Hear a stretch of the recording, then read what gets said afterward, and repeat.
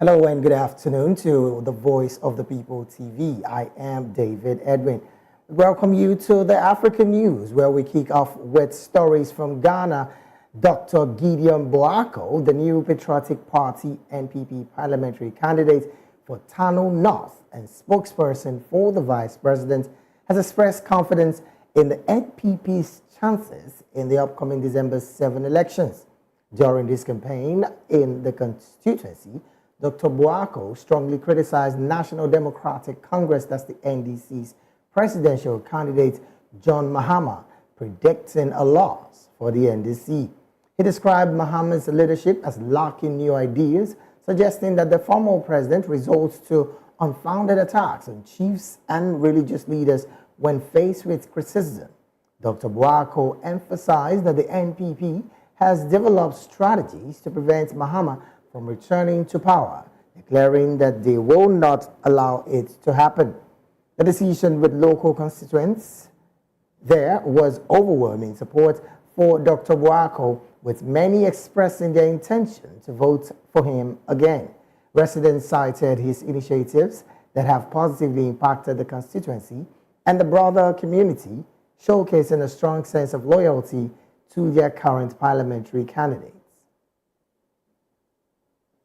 While still in Ghana, Hassan Ayariga, the presidential candidate of the All People's Congress, that's the APC, has launched his nation's manifesto in preparing for the upcoming December 7th, 2027 general elections. The manifesto, themed Transforming Ghana and Restoring Hope, outlines Ayariga's vision for the country. The launch took place at the University of Professional of Ayariga and 12 other candidates to contest the elections. During the event, Ayariga criticized the National Democratic Congress, asserting that the 24-hour economic initiative was originally introduced by the APC in 2016. He also condemned the government's Gold for Oil initiative as a scam that primarily benefits a few, while burdening the public with high fuel prices. Ayariga made bold economic promises, including a minimum salary of 5,000 Ghanaian cedis and a bi-weekly payment system, aiming to significantly raise the current minimum wage from 18 Ghanaian cedis between 18 Ghanaian cedis and 150 to 300 Ghanaian cedis. He also said that his campaign is focused on addressing the economic challenges faced by Ghanaians and restoring hope for a better future. And from Ghana to Kenya we go, where Kenyan President William Ruto and Ford Foundation's Darren Walker has brokered an understanding towards enhancing relationships and support for democracy. This comes as the duo met in New York at the ongoing United Nations General Assembly UNGA 79, where President Ruto renewed working relationships after publicly accusing the US-based organization of sponsoring violent protests that rocked Kenya. The president, who once expressed sharp criticism, now lauds the foundation for its support in critical areas such as democracy, global economic reforms, and climate action. The head of state struck a different tone after the meeting, underscoring a newfound appreciation for the Ford Foundation's role and departure from the previous harsh words against the group. The protest, which began on June the 18th, saw thousands of Kenyans taken to the streets in response to high living costs and controversial government policies. Demonstrators clashed with police, lending to multiple casualties and arrest. Of course, what politicians will say that the NDC seem like, of course, that is the opposition party now, is not, so to say, ready for this election, because according to like Andrew's liver salt, that he will soon fizzle out. And when the election came proper, the person did not even come close to Obi. So this is normal with African nations. And why they are boasting is because most of them are leaning on their ethnic, leverage. Right. If you discover like that Buanco, Right. if you discover like that Buanco, his people, I think he has this his ethnic group. I think that as long as you are an African, it will come to play. But though I don't know how much such financial inducement play in Ghana politics, because from the look of it, they have gone ahead of us. You hardly hear of violence in Ghana election. As a matter of fact, they don't even lock down their country during election. People just go and vote and they move on. The possibility of violence is not envisaged in most of Ghana's election, because we have seen it. Well, because this is going to be a race for the present vice president who is vying for office of the president and the former president, John Mahama, don't you think this might want to cause some level of disparity in terms of the choice of the people? Because the people want to look at it from the point of the view that he was the vice president under this present administration. And we know a John Mahama who was a former president. Do you think that is going to come into play in terms of that election? It is left for Ghana people to choose whether a Mahama will be better than Buanco. Yes. Because you mean? they are looking at the performance of Mahama in the past. In fact, for them to have called up Mahama, it means that he did a very good job. Right. If he was a liability, I don't think his party would have chosen him. Okay. Just like they are calling on Jonathan to come back now and all that. So it is not left for them to do the proper election. Let's see who has more strength. But I think that of experience. Yeah. Because Mahama have had experience. And I don't think he was overly corrupt. You know, for him to have been chosen by his party to represent them, it means that he still has something to offer. All right. Now, I'm still going to stay with this Dr. Gideon Buako, the parliamentary candidate of Tano North, who has come out to say that the candidate of the NDC, that's the opposition party, Mr. John Mahama, is predicting a loss for him and his party. He described his leadership as lacking new ideas. And of course, that the former president resorts to unfounded attacks on chiefs and religious leaders. Is this another ploy to make the people feel that the NPP is with the religious leaders, as against the fact that he's using this statement that John Mahama before now had unfounded attacks on chiefs and religious leaders? Is this coming into play again? It is left for the chiefs and the religious leaders to decide. Buako will not be speaking for them now. Right. They are the ones who are supposed to complain that Mahama is, downgrading them and all that. So it's not. It should not use the chiefs and the religious leaders to campaign. It is left for them to say, yes, this guy has been very rude to us. We'll deal with him through our members. Now that brings to another question, Barrister, where we'll talk about ethnic divides and religious divide. It keeps coming up in our political space in Africa. How soon can we get off this space and then face development? Because according to world statistics, Africa has the largest number of young people, and of course, particularly Nigeria. When are we going to start harnessing all of these profits to our development, rather than go the ethnic divide, the religious sentiment, and all of that? The day these youths realize what they can do, it is that day that these things will die. Take, for example, in Nigeria, this so-called large youthful population. Right. What did they use them for? For illegal activities, for things that are untowards. You know, they reduce them to slaves, for their slaves, their minions. Unfortunately, these youth don't even realize the power they have. That without them, this leader cannot even climb up. The day these youths will realize the power they have, things will change. And they have refused to empower these youths. That is the major problem here. They have refused to empower them. That is why a large number of these youths are unemployed. They just live from hand to mouth. Oh, right. They are the beck and call of these political leaders who have refused to give them opportunities. Well, it's quite interesting that you mentioned this part of the youth not being employed even by government officials. And then here's another presidential candidate of the, I'm trying to get it now, of the All People's Congress. I'm talking about Hassan Ayariga. He did mention that, of course, he also brought out his manifesto that he termed transforming Ghana and restoring hope. In this manifesto, he did mention of the fact that the oil for gas initiative that was launched by this present administration under Nana Akufo-Addo seemed to be a major scam. Why would you say oil for gold for oil, I beg your pardon?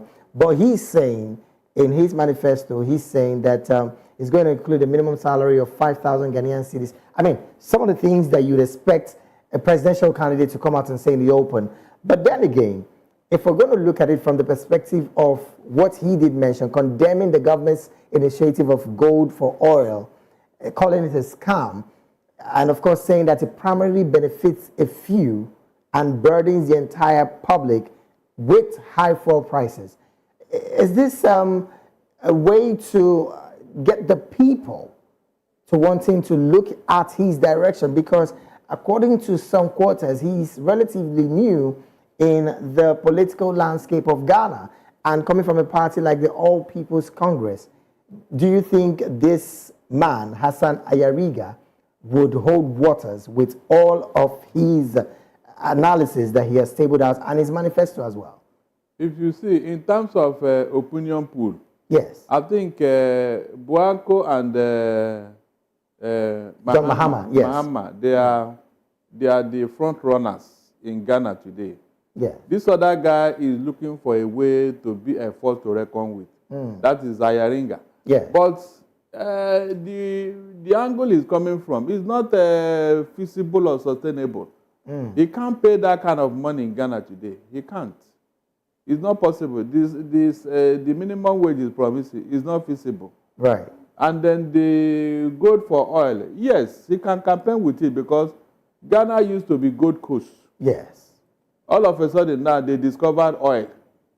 And the impact of that oil has not been seen in the life of Ghanaians, just like in Nigeria. They still pay at a high price. Yes. They are not even enjoying it at all. So I think if he can campaign on that level, the Ghanaian may say, okay, let us give him a chance and see whether he can better things. Okay. Because it takes political will to do the right thing. David, the most of our African leaders, if not for greed, they would have done better. But the moment they get into office and begin to see money, they forgot all they promised the people. They begin to talk of themselves and forgot that the people voted him into office. That is just, in fact, I don't know whether it's a spirit or something. African leaders are too selfish and too greedy. I don't know why. All these things they are promising. And based on that, the people say, okay, let us give you a chance. When they get into office, they forgot everything. Of course, you and I know a very good example in Nigeria. A very good example. So, if only we can have leaders who have interests of the people at heart, right, most of the African problem will be solved, though. Okay. Well, let's move from Ghana to Kenya, where we know, of course, the president of Kenya, I'm talking about William Ruto, is presently in the UN General Assembly in New York. We hear that he signed a peace accord with the Ford Foundation. The same foundation he did mention some weeks back that they were the ones that sponsored the protests that caused so much unrest in Kenya. And now he is saying that that the Ford Foundation is large in its support in critical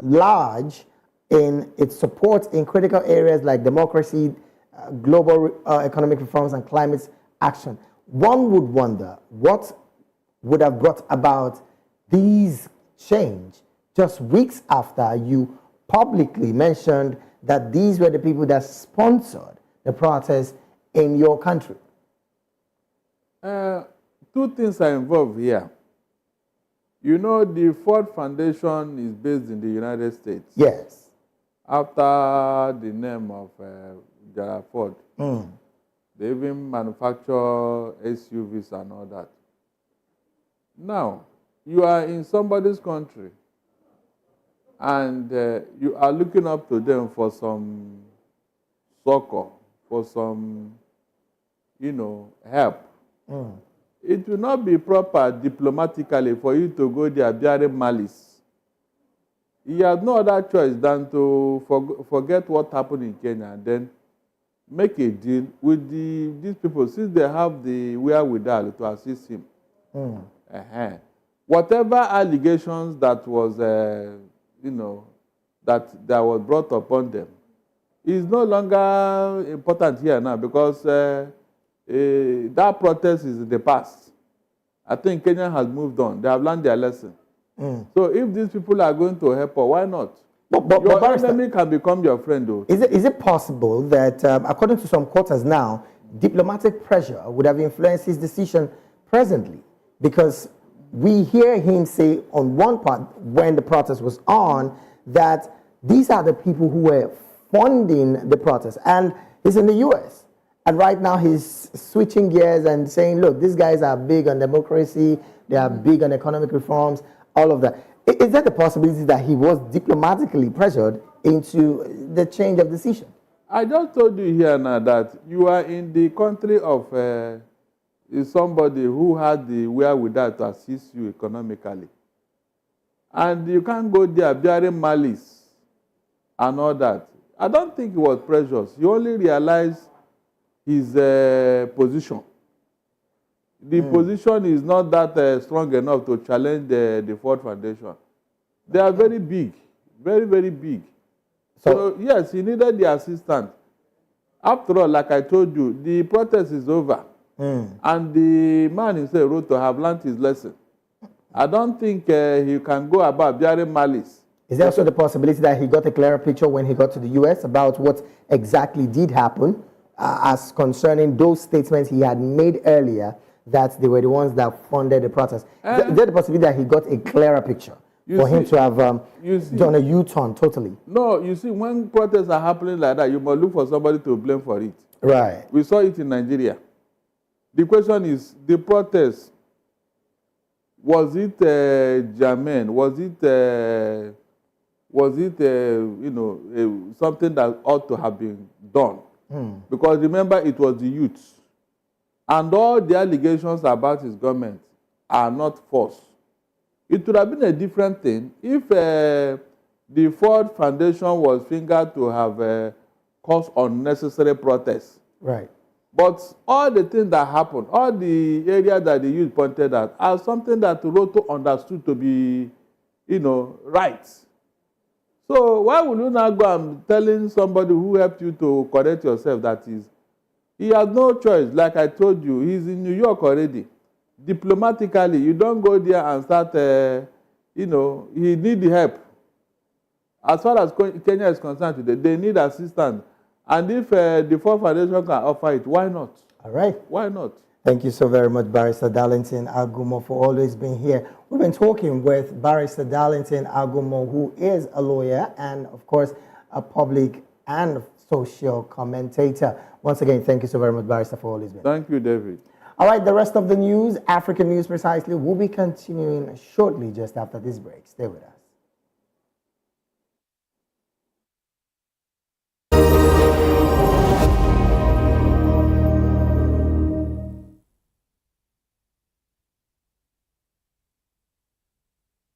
Welcome back. The Ghanaian Police Service has reopened several major roads in Accra following a 3-day closure to a standoff with protesters from the Democracy Hub. The roads were blocked as part of a police operation after negotiations regarding the protest routed failed. The Democracy Hub protest, led by convener Oliver Baker Bowamo, caused significant disruption. Police and organizers could not agree to a route for the demonstration. This resulted in road closure from September 21st to the 24th, severely impacting traffic flow across the city. Baker Vomawa was arrested during the protest along with approximately 40 other demonstrators for various unlawful acts. The police stated that the road closure were necessary to maintain public safety and prevent further disruptions. The closure were implemented to prevent potential clashes between police and protesters, leading to diversions throughout the city. Key routes affected include traffic from the Central Business District to Independence Avenue, blocked at the AU roundabout. Traffic from the AU roundabout diverted to Castle Road and continuing to Kanda Highway.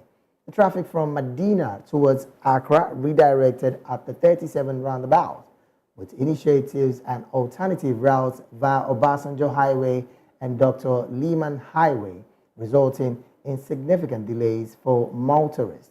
In a statement, the Ghanaian Police Service thanked the public for their patience and cooperation during the closure, announcing that all affected roads were officially reopened on September 23rd at 6 p.m. The police have assured the public of their commitment to maintaining law and order now that the roads were reopened, ensuring the safety of all residents and motorists. Ugandan President General Yoweri Kaguta Museveni has extended his heartfelt congratulations to Anura Kumura Dissanayake on his election as the 9th executive president of Sri Lanka. In his message, President Museveni praised Dissanyake's leadership and acknowledged the trust the Sri Lankan people have placed in him.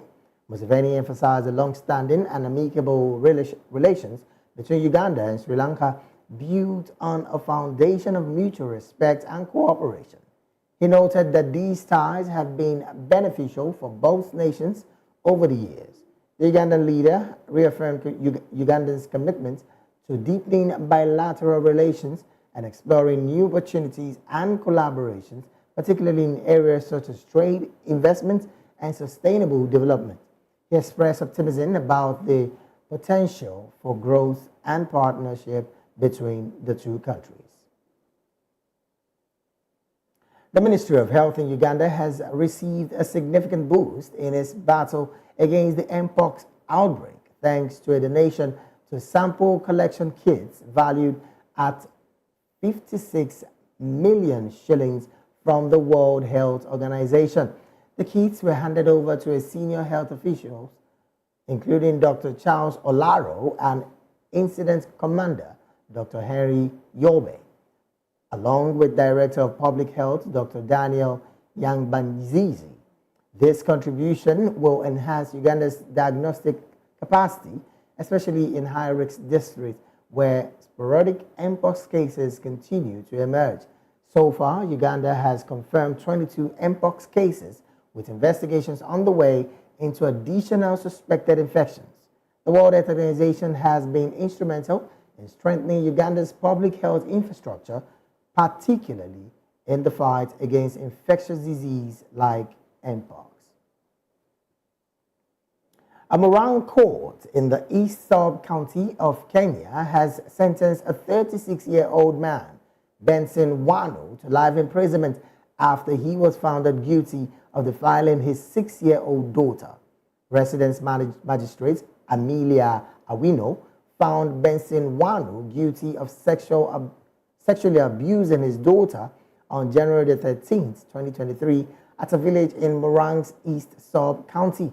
According to the prosecution, the accused is said to have committed the heinous act when his wife had gone to the river to fetch water.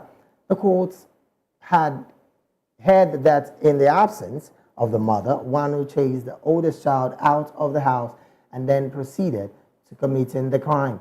The court further heard that when the mother returned in the company of the elder child, she found the accused bathing in the house instead of the bedroom located outside. According to the mother's testimony, she told the court that the day after the incident, when she was preparing the victim to go to church, she noticed changes in her body. After asking the child what happened, the minor disclosed what the father did.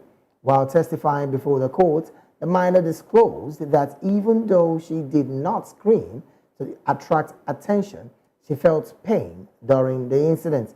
The probation resort presented before the court further disclosed that the minor does not want anything to do with her father and shies off from disclosing any issue relating to the matter.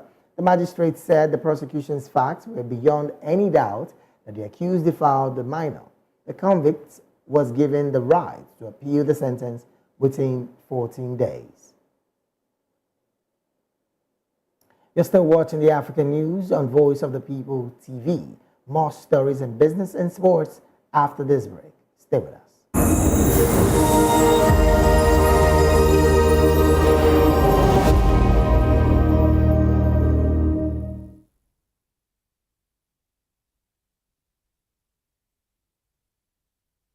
Come back now to some business stories. Brazil's Petrobras aim to acquire a 40% stake in Namibia's Mopane oil and gas exploration block from Portugal's Gap. According to Exploration and Production Director Silva dos Anjos, Petrobras needs the full 40% stake to operate the oil field. Anjos emphasized operating with less than 40% would be challenging.